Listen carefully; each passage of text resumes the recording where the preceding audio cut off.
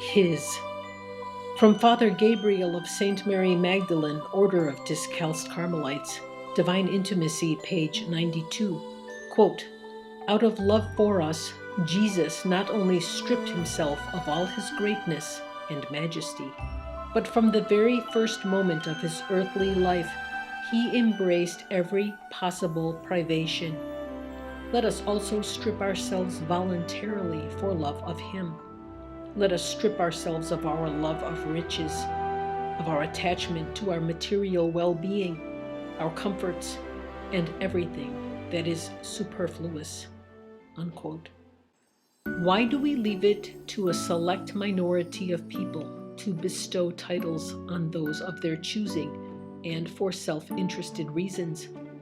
We have the power to put on a sash or to fashion medals and hang them on our jackets in a row. We can outfit ourselves in fine clothing for appearance's sake and pose for and post any number of pictures. We can get our hair done, accessorize, place a crisp bow tie by our neck, or crown ourselves with something that glitters. We can give ourselves a title, and even more than one, and we can identify by it or them if we wish.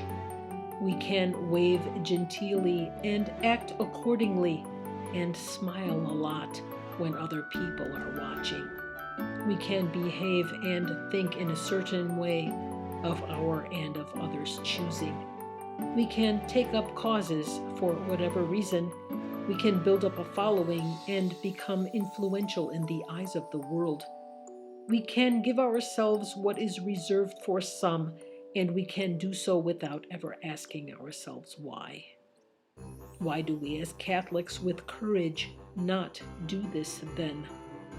We don't, because as followers of Christ, we strive to live, love, serve, and patiently suffer in imitation of him, the divine bridegroom of every soul, our divine Redeemer, divine Restorer, and divine remedy for all.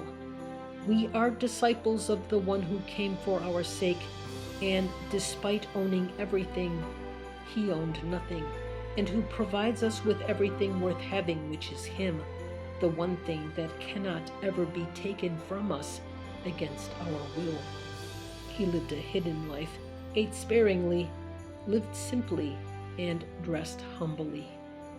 He asks for our love in return and our willing cooperation, with purity of intention, devoid of self-interest, as one with him, so that Almighty God's most perfect will is accomplished, for the greater honor and glory of the most holy Trinity first and foremost, and then for the sake of every single precious, priceless, and immortal soul. He pursues us along the way of the cross because he unconditionally loves each one of us. We, whom he created, became man for, suffered and died for, resurrected for, and left us with his real presence in the Blessed Sacrament for, where he keeps coming and coming and coming and coming for us, as he promised, until the end of time. His entire life, from divinely ordained start to finish, was sacrificially loving and was for us, and he sought nothing for himself but our love in return. True love begets true love through the spending of oneself in imitation of and in union with Christ. Let us be crowned with thorns. Let us be forsaken by all if it is God's will.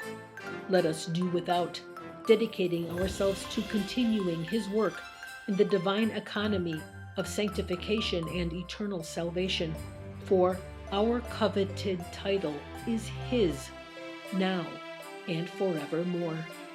To be his is to ponder the concepts of both titles and of true nobility.